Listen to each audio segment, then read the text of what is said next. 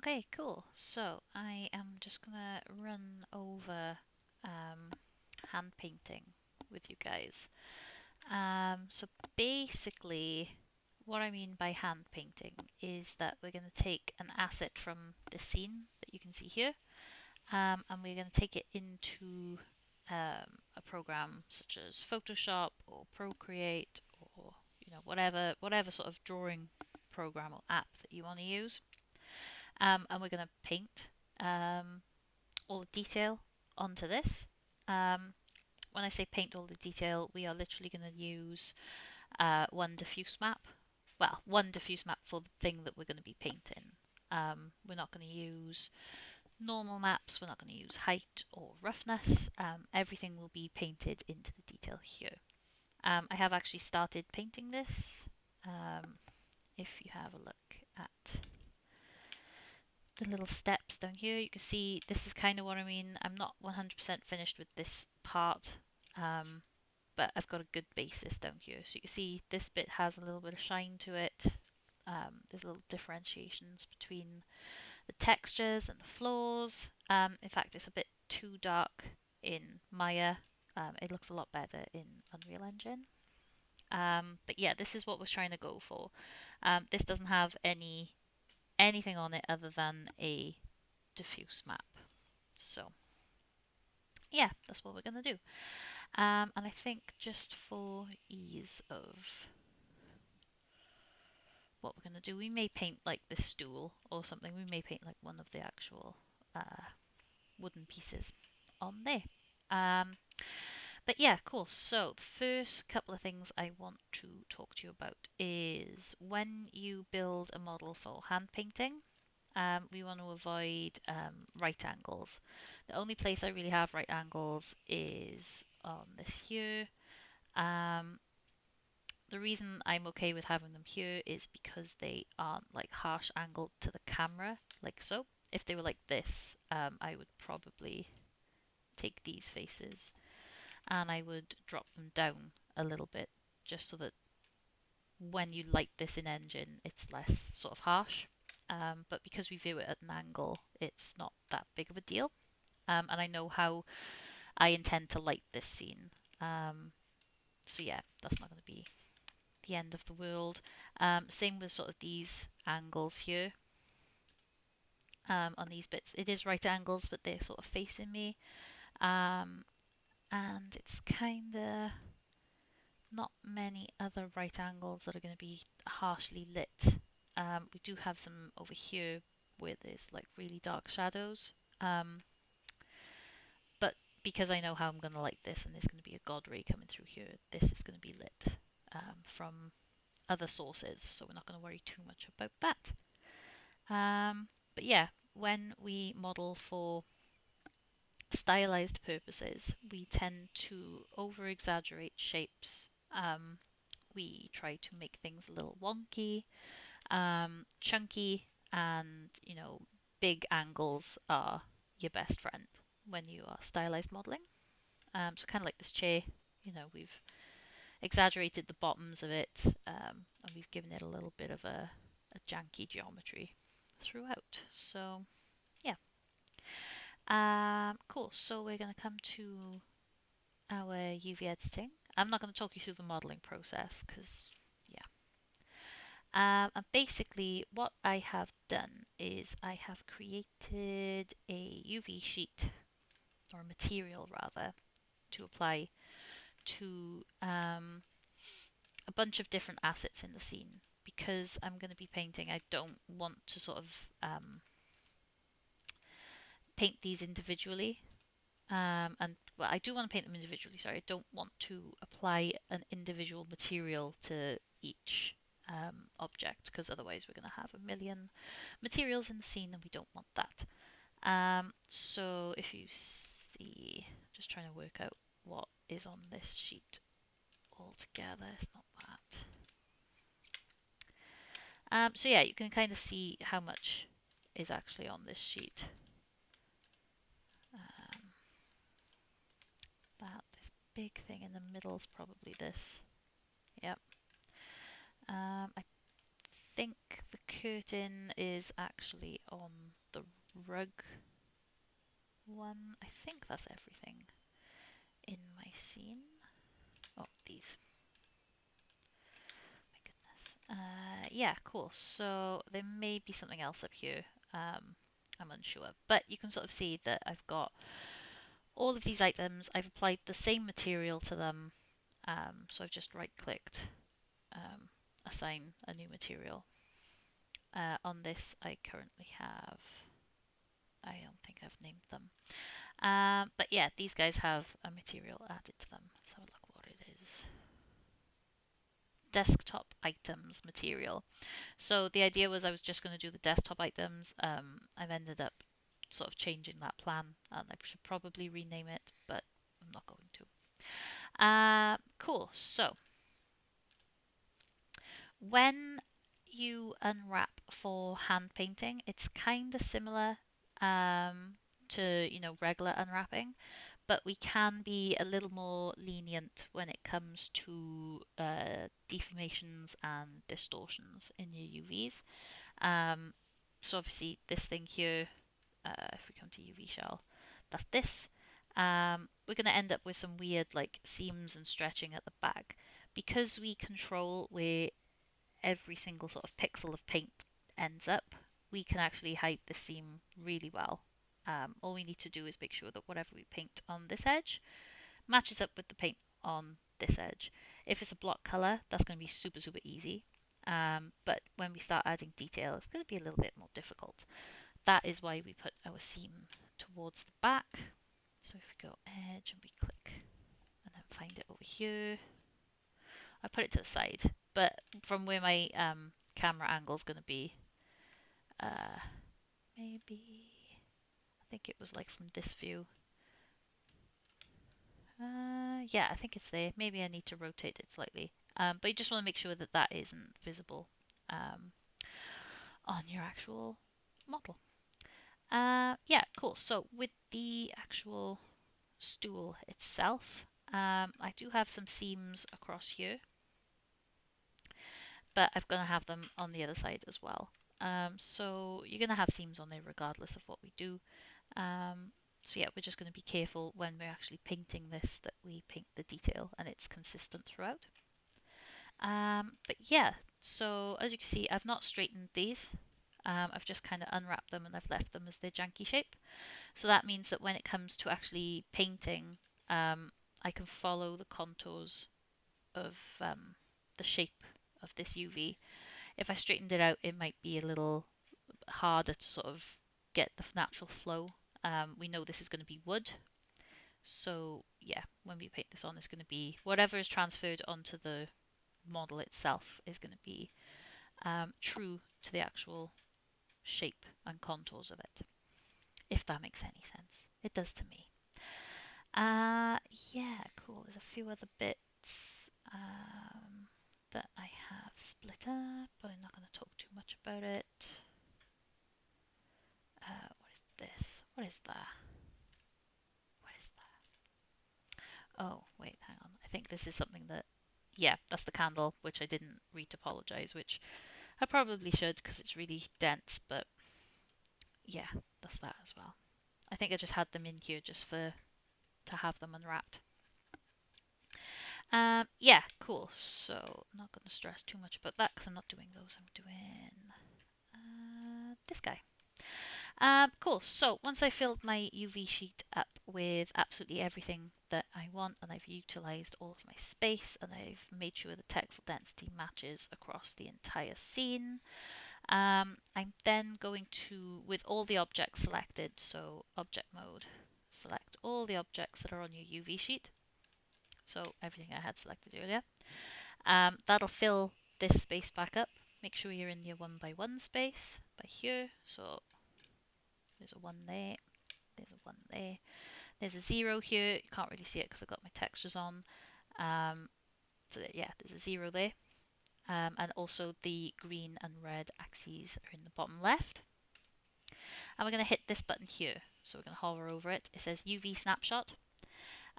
Save an image file of the current UV layout and then use to then use as a background reference layer for texture work in an image editor. So basically, take out the wireframe, so what we see here, save it out with a transparent background so that we can paint with it. So we're going to hit that. That'll bring up this box. So you press browse. That'll bring up another box.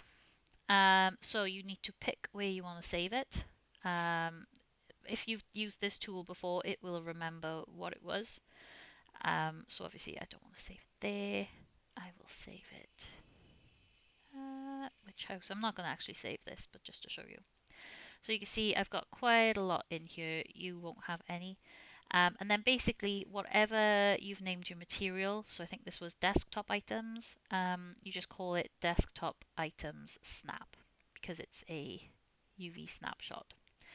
Then you name it down here.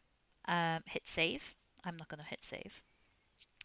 The image format, you want it to be a PNG because we want to have the transparent background. And the size, 2K is probably the most. I think I saved these out as 2K purely because we're going to be painting and we want a lot of detail in our paintings. We can scale them down at a later date, but for now we'll work at 2K. Like I say, we'll drop them down after. Edge color, keep it at the default, which is the white, and just make sure your UV area is 1, 1. Once you're happy with that, making sure that you are in object selection mode, hit apply and close. That will give you something which will look a little like this. Let me just find it.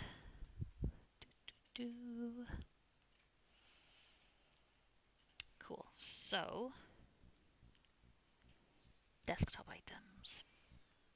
That's going to give you something that looks like this. So this is the PNG of your desktop items. There wasn't anything in that corner. I think maybe there was supposed to be, but I'm not going to worry about that because all we are doing is painting the stool. So yeah, it'll look like this. And what we're going to do with this, we're going to take it into an image editing software. I'm going to use Photoshop. Like I say, you can use whatever you want because the size of this is already saved. It's already predetermined. So whatever you take it into, it's going to open it as the correct size. Cool. So, where's my Photoshop? Probably should have had this open before I started.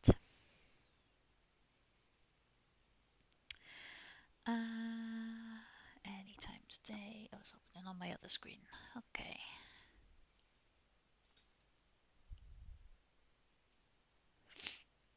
So yeah, this is one of many.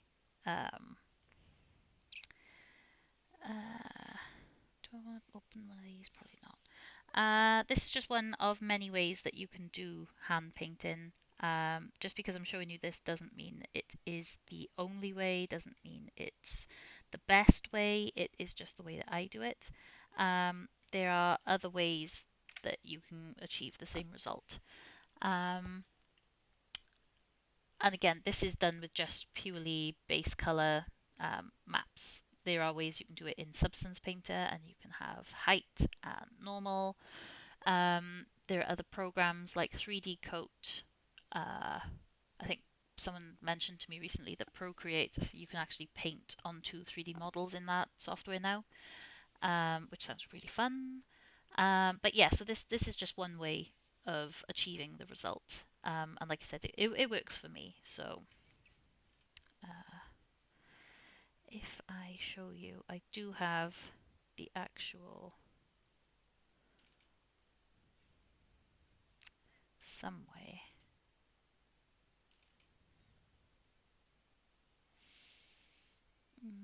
No, I was actually going to show you what it looks like rendered in Engine, but I don't know where I've saved it.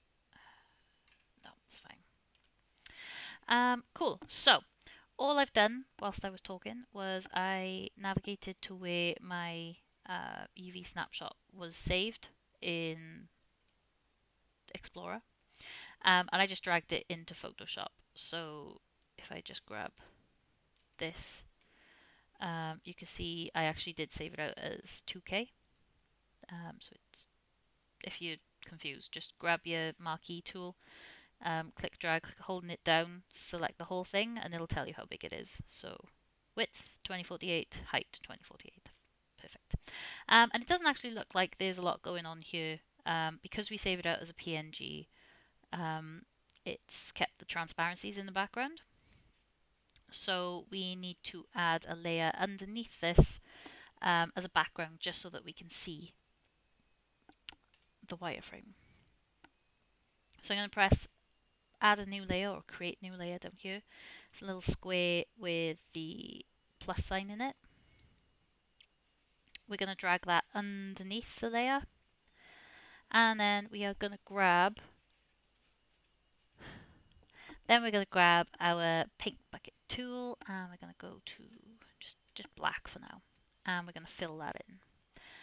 If your paint bucket tool doesn't look like this, just hold Alt and click and cycle until you get the paint bucket. It should be there. By default, it's on what is this called? Gradient. And gradient does this, and we don't want this. We want that. No, we don't. We want that. Cool. So basically what we're going to do now is, sometimes this doesn't show up very dark or very bright even, so you can right click it and duplicate it. That'll give you this box, and all you need to do is press OK. And you can see as you duplicate it, it just layers it on top of each other and it gets a little brighter. I just select all of my wireframes and drag them down into a folder down here. Double click it and call it outline. Or you can call it wireframe, or you can call it UV layout, or whatever you want to call it. But yeah, and then basically there's this little eye button here that you just toggle on and off so that you can hide it. What we're going to do then is take this layer, and I'm going to call this background.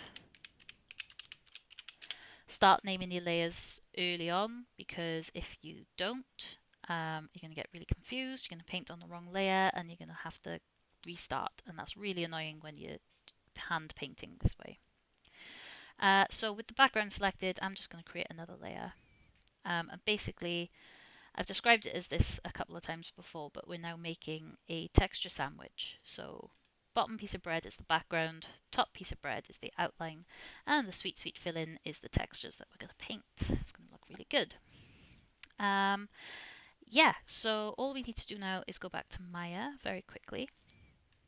We select the object that we're painting, and we just look at our UV sheet and work out what UV shells correspond with the ones on here. So for example, I'm going to paint this one to start with, this front one, and I know that that's this one here. So all I'm going to do is come back into Photoshop, and I'm going to say, right, this one. So there are a couple of ways you can go about doing this. You can literally just get your paintbrush and you can start, find a colour that you're happy with. I've actually got concept art that I'm working from, so I'll colour pick from that image, but for this sort of thing, I'm not going to worry too much. Cool, so I've done that. You probably want to colour all of these in. I'm using a mouse and this is going to look weird. Where's my pen? Cool, that's a bit better. Fab, so colour those in with the base colour that you know that you want it to be. And then I'll probably name this layer bench, just so that I know it's the bench. If then I was going to block the rest of it in, I'd probably create another layer, and I would say get my colour of my cushion, which for example let's say would be purple. I'd colour that in. Maybe that's the cushion, I don't know off the top of my head. Pillow, or whatever you want to call it. Pillow, like so, and then whatever I do to that one, I'm not going to be like overlaying this one up here, and if I do, I can sort of edit it without editing the one underneath, and this is like a non-destructive workflow basically, which is good, but we're not working on the pillow, so we don't need to worry too much. So what I'm going to do now, I'm going to get some brushes. Your Photoshop layout might be ever so slightly different. You may not have these guys down here. If you don't, just come up here. You've got all your brushes in here.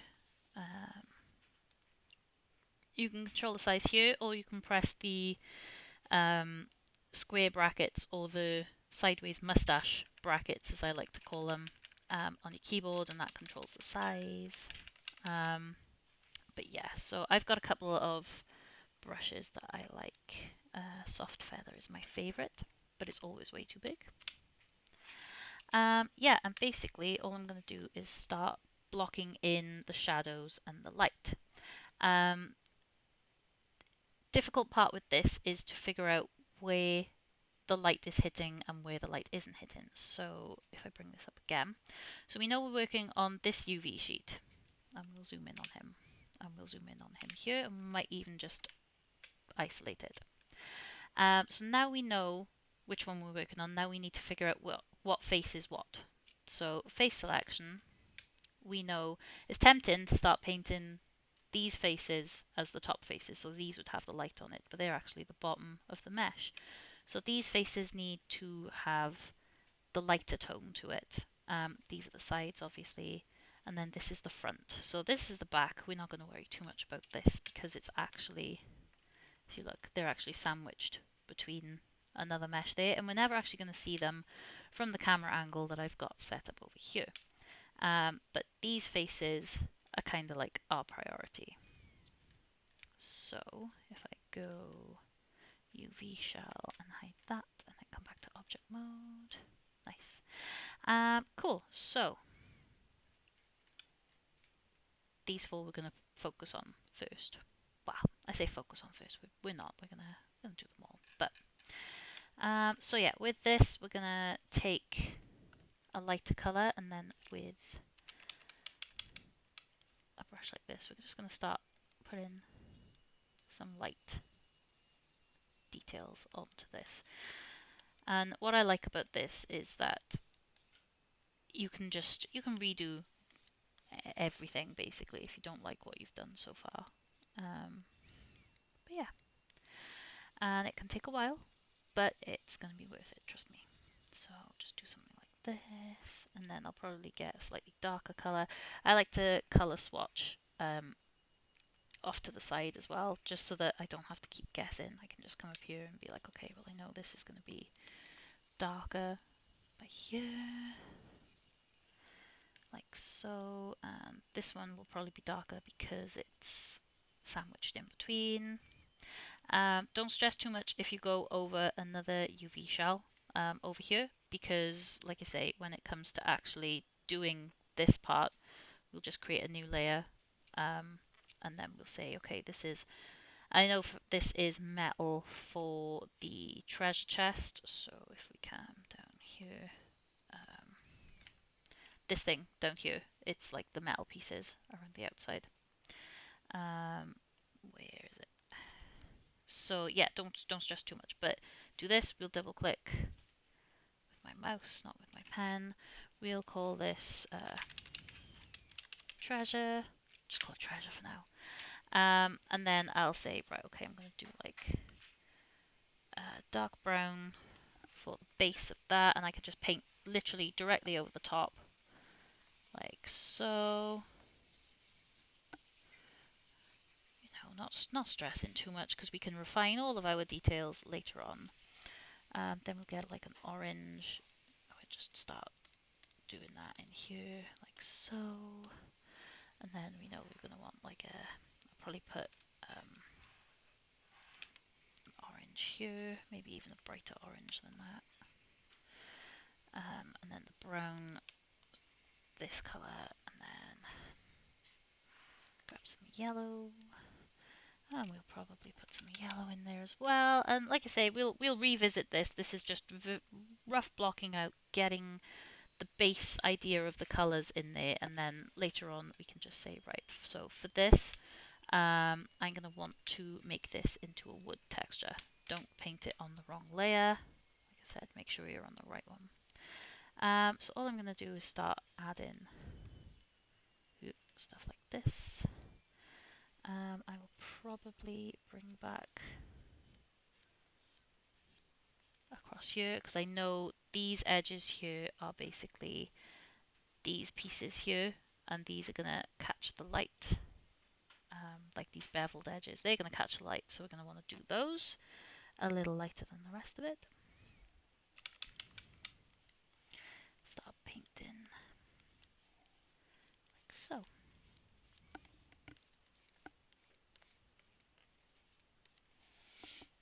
And across here. So again, this bit here, I know this is basically the top piece. So this is a beveled edge as well. I'm going to do that, and then basically hide the outline, and you can sort of see, right, we've got a piece of wood here. This isn't like the best that I could do. It's just quickly to sort of show you without this being ridiculous. Like in length, let's turn that back on, and then this one will probably have a little bit on the top. It's not going to have a lot though, because it's the side, or it's the front of it rather. It is the front of it, isn't it? Hang on, I've confused myself now. Face. So yeah, this is the top, and then that goes down the sides. Yeah, cool. And then what I'll do is I'll grab like the darker color again, and I'll be like, okay, we'll get some texture in on it. And God, this is really bad. This is really bad. This is embarrassing how bad this is. There's an option up here called smoothing. I really like this smoothing option. So if you notice as I draw, it's kind of hard to show when you can't see me actually physically drawing on the screen. But basically, wherever I move my mouse, or wherever I'm moving my pen nib, the paint is actually directly underneath the brush. There's no lag to it. Thank you. If I turn smoothing on and I turn it all the way up, this is going to be quite dramatic. And I'll make it white so you can actually see. As I'm moving, you can see there is like a delay. Yeah, you can see it. You can see the crosshairs of where my actual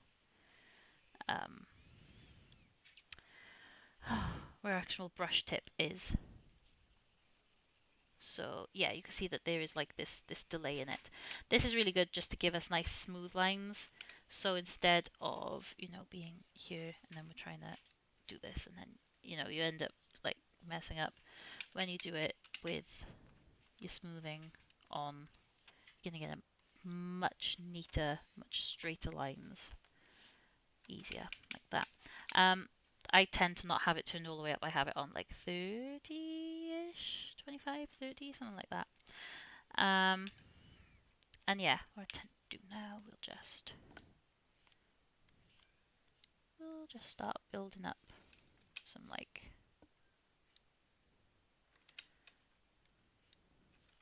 texture, some wood texture. Obviously, if I was doing this properly, I'd have some references up. I'd be looking at how wood texture actually goes, but I'm actually trying to do this off the top of my head and it's not going very well. But like I said, I don't want to do this properly right now because otherwise we'll be here for hours. Yeah, that seems decent. I can work with this.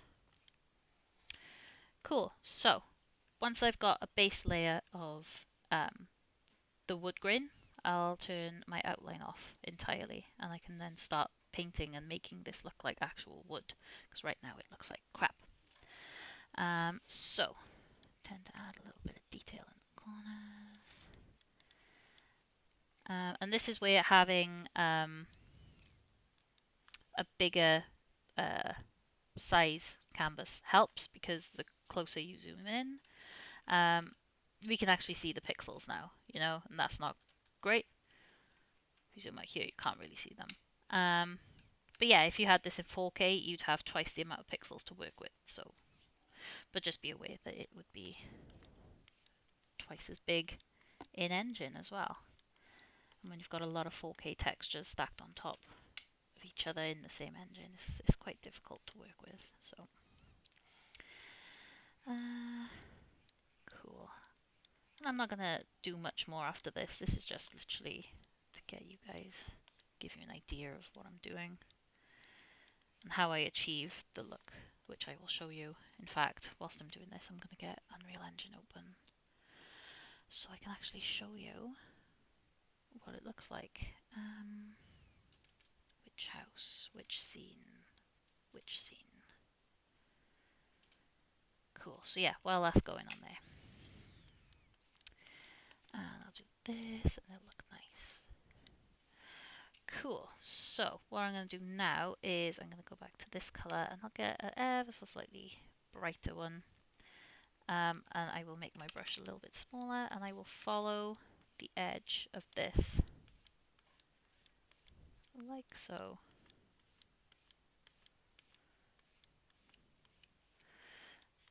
And this is basically me faking like the normal map and the height map by adding lighting detail to it. Like I said, it helps to have a little bit of artistic talent with this because obviously it's quite technical. I say technical, quite arty, you know what I mean. So, excuse me. Yeah, so that's fine. Do this, do that. Like so. Get a few streaks in there. This is not good by any stretch of the imagination. But for now, I think I'm gonna get the darker colour and go darker again and just click here and go press. Yep. Like so. Just making that shadow a little deeper. That's really bad.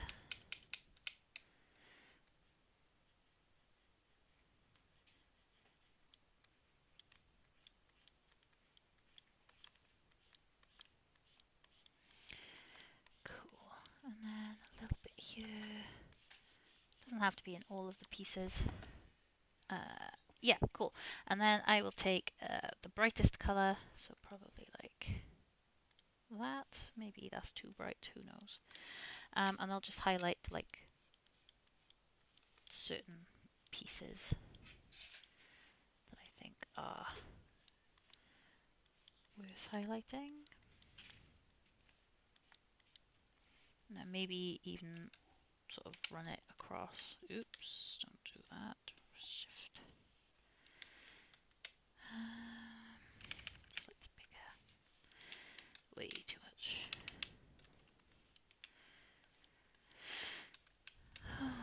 Okay, I think, yeah, it's just, yeah, this will be fine.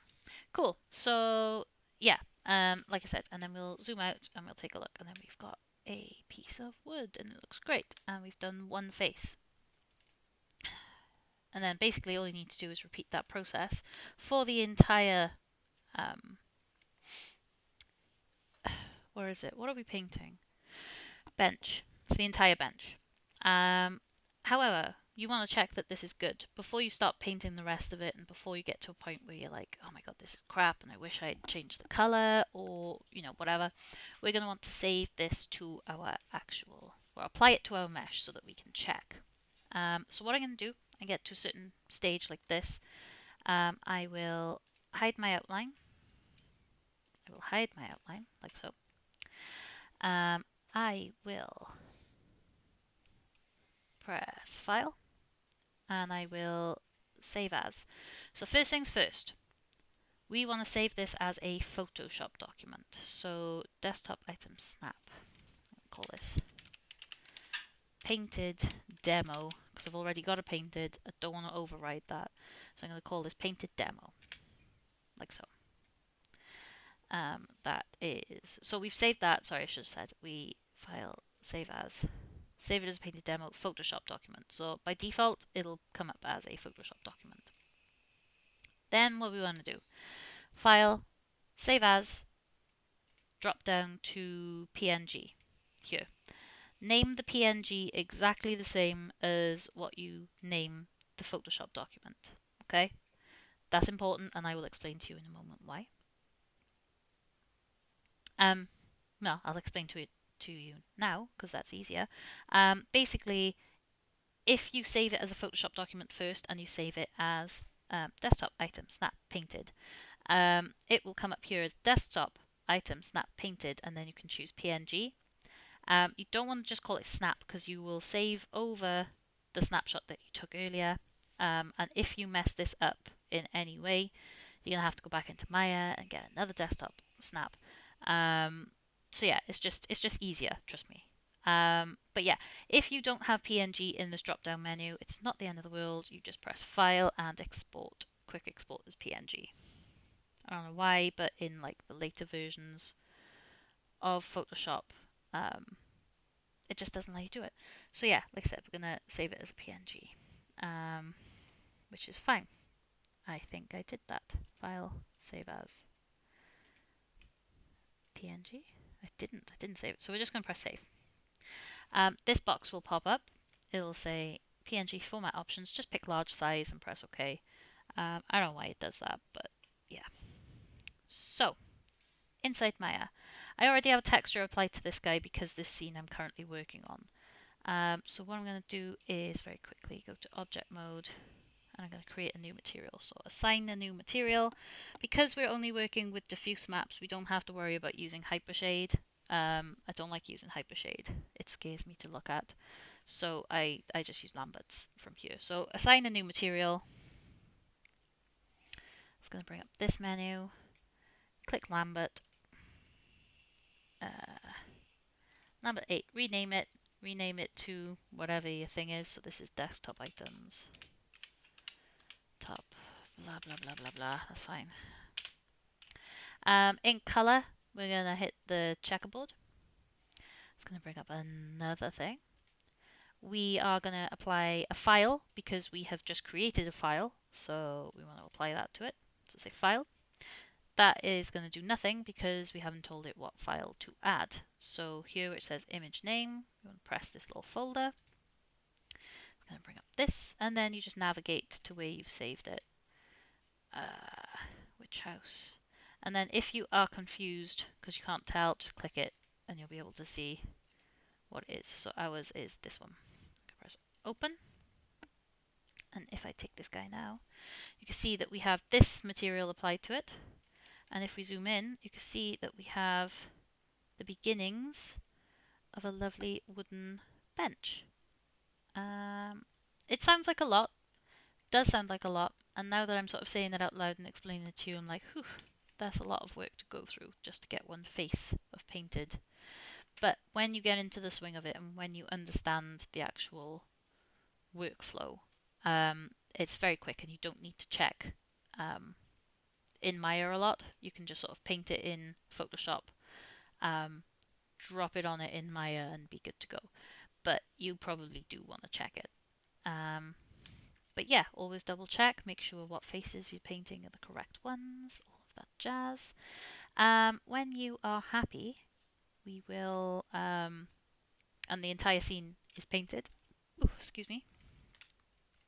So say this was all done and you were happy. We're going to take the whole thing.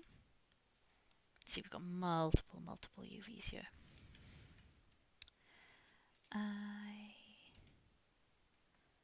Basically, yeah, so I have my diorama. All of these they're not combined, basically. So I've labeled everything in hierarchy here, and everything has a name. So basically, double click it, rename it. They should probably be in order, but I renamed a bunch of stuff because something went janky in an earlier version. So we've got bottles, looking nice. Desktop, everything's on the desktop. Shelves.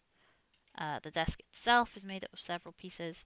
And then when we take this into Engine, I just combined everything into one object. But just for ease of use inside Maya, I kept it all separate.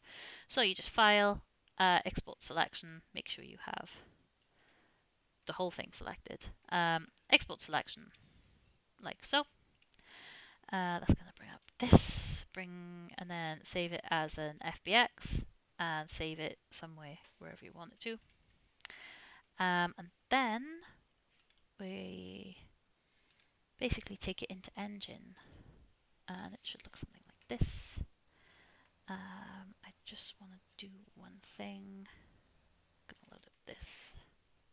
I'm gonna look at it through a camera because it looks a bit nicer. So yeah, this one doesn't actually have the texture applied to it, but we could apply it to it if we wanted to. Go into textures. We're going to find this thing. We're going to drag this in. And then we will find our desktop items material, which is applied to all the correct things. And I will talk you through this in a second. So basically, when I apply this here, it's going to change all the other stuff that has the same material applied to it because we've only painted the one bit. But just to show you, plug that in there, hit save, let it do its thing, take a time, come on. And then you can see it's updated our scene. I can't actually zoom in because I'm looking through a camera. Or can I? No. No. Cool. Yeah, there we go. Yeah, and you can see that we've got the wood on there. Cool. So, basically, when building the materials, turn that back like that a second. G. When we build our materials, so I'm going to show you this one because this one I've done a little bit more painting in. When you import your model, actually, it will bring in your textures which you've applied. And it will make a material for you automatically. If it doesn't do that, don't stress. You just bring your textures in, you right click, you create a material for each of your textures, name it correctly, and then open up your material. Apply it to the correct things that it should be applied to. Open up your material and it should look something like this, without that. So yeah, basically you can see this is plugged into the base color, nothing else. We literally need nothing. It's brilliant. I love it. But this material is a little bit shiny and I don't really like it like that. So if I save, let's do its thing. And then we look at it in the scene, you actually can't tell at this angle. But if we come out here and we come down here, yeah, I've messed with my lighting enough that you can't tell anyway. But what I like to do, just in case, is I like to take that shine off. To take that shine off, we just basically need to add a constant to the roughness node over here. So to get a constant, we hold down the number 1 key on the keyboard and you just click and that should give you this. And then we plug this into roughness. Now this is going to make this very, very shiny and it's going to look gross. That's cool, but not for what we want. Yeah, so it's really, really, really shiny and our value set to 0. So we basically want the opposite of that. So the opposite to 0 is a 1. That's not shiny at all. If you wanted it halfway shiny, 0.5, which is what it was by default. 0.8. A little bit of shine, not a lot. I like mine completely matte because I tend to mess around with the lighting a lot. And I will save that. And this is literally how I set my materials up in Unreal Engine. Yeah, some materials you get which are strings and strings and strings and strings. Usually in PBR materials you will get a base color, you will get an ORM. If you save from Substance Painter and you save it out for Unreal Engine, you'll get a thing called an ORM texture. That's basically occlusion, roughness, metallic, and that is all 3 of them compressed into one map for you. And then you just plug them in that way and it'll give you a normal map as well, which you plug in. But like I say, we don't have any of that. We literally just need to worry about this guy. Yeah, cool. So basically, as you can see, I've imported all my stuff, but my materials aren't actually finished. I've not finished painting them in Photoshop. So obviously to combat that, just going to change this back because I'm going to forget, and then tomorrow I'll be like, oh no, something's happened. What was I saying? Yes, to sort of sort out the materials. If I make any changes to these, usually what I'll do in Maya, it tends to automatically update. So when you save over, so say we come into Photoshop, and I paint another one of these. So I come over here and I'll go get this, make this slightly bigger, and I've painted this in like so, and it's all done and it's perfect. I would turn my outline off, I would press File, I would save as, I would change this to PNG, and I would save over the top of desktop items PNG. So press save. Are you sure you want to replace it? Yes, I am. Yes, I want to save it as the biggest file size. So if you come into Maya, it should, and if it doesn't, come into UV editing, and it should automatically update it. So you see here, it's done it for us, which is great. Then if we go into Unreal Engine, which is by here, all we're going to do is, I should probably change this back a second so you can actually see. So, yep, and then you see if I hit save. Cool. Minimize that. So all you need to do to get it to update in your scene in Unreal Engine is to right click and hit re-import. If you save the file out to a completely new file, re-import with a new file. Or you could drag and drop it into the browser, but that gets a little confusing sometimes. So just hit re-import and it updates it for you.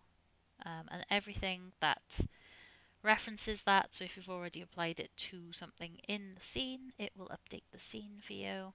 And yeah, that's pretty much that. There are a few pictures that I found online that I think will also be good to talk about. So, first things first. When modeling, try to make sure that every polygon adds something to your model. So you don't just want to increase your poly count for no reason. Like you see here, this is a straight line. So we could literally remove this edge loop and it wouldn't affect the shape. So either make it affect the shape or delete it. Okay. Usually the workflow that we do, this one, is for like you want to be at low poly and stylized. So this is just good practice to do. So that's one. There's a lot of pictures I want to show you. Second one, be smart in regards to how you intend to texture things. So as you can see, this piece here is identical to the piece over here, is identical to the one on the back, which you can't see, is identical to this one. Basically what that means is that the UV shells are identical and they've been stacked on top of each other. Because of hand painting, we're painting all of the light detail into it ourselves. We're not going to worry about shadows or weird light map problems because we're not going to have that. It's all the detail is painted directly into it. The only downside for that is that if this shell was identical to this one and we stacked it on top of it, so if I move this here and then click off a second, oops. This and that are going to be absolutely identical, and if you can notice it, it kind of breaks the illusion a little bit. So just be aware of when you intend to make identical UV shells and all of that. So put that back where it was. So yeah, just, this is smart, but be aware when you do it. It can't be too obvious that it's duplicated. Next one. What's this one?